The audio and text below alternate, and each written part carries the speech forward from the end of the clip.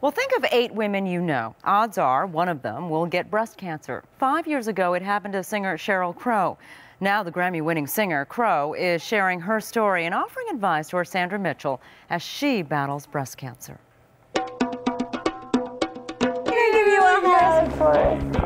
Who are you? 5 years after she was diagnosed with breast cancer, singer Sheryl Crow is back in Beverly Hills for her regular mammogram. Well, I'm 5 years out, which is great. I think I'm done, knock on wood. Done with the scans and biopsies, done with the radiation therapy, but not done with the message. I felt like ultimately, after I was done with my treatment, that my experience was worth talking about, but also the message of early detection. I definitely think that where there is knowledge, there's power. And like I said, until there's a cure for cancer, early detection and prevention are the best forms of cure that we have. A successful singer and songwriter, Sheryl Crow, now has become an advocate in the fight against breast cancer. And my diagnosis is similar to Sheryl Crow's. 2 months ago, I was diagnosed with stage 1 breast cancer. Crow agreed to talk with me about how the disease changed her life. I felt this urgency to talk to women about getting their mammograms.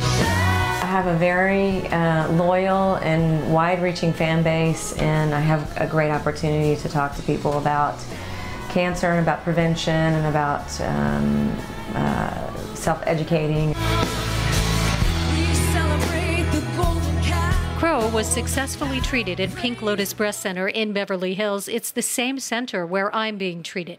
Now, the Breast Imaging Center is named after her, and she's using her name and her fame to help others facing a daunting medical diagnosis. For the Grammy winner, it has been a winding road. Every day is a winding road.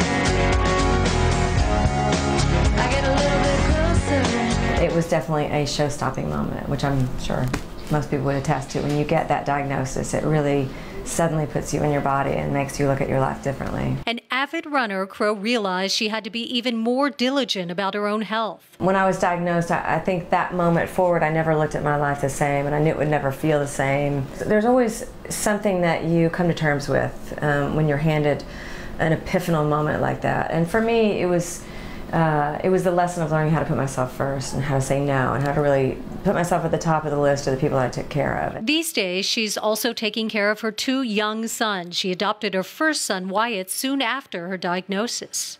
You were going through radiation and the adoption process at the same time. That is a real testament to the fact that you knew you were going to survive this. I felt like maybe not all of my decisions were based in a quiet and serene and centered place, but I knew that I wanted to be a mom. I felt like I was, put on the planet to be a mom. I promise I'll believe. Has any of your treatment, your diagnosis, has that shown up in your music? I know you have a new CD out. Yeah, well, your life informs your art, and certainly that was such a huge aspect of my life, and it definitely changed the way I lived my life, the way I looked at my life, the way I conducted myself.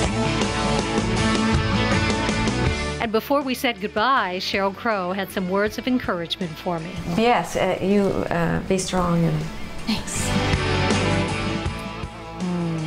For more on Sandra's interview with Sheryl Crow and to read Sandra's blog, just go to her website, KCAL9.com.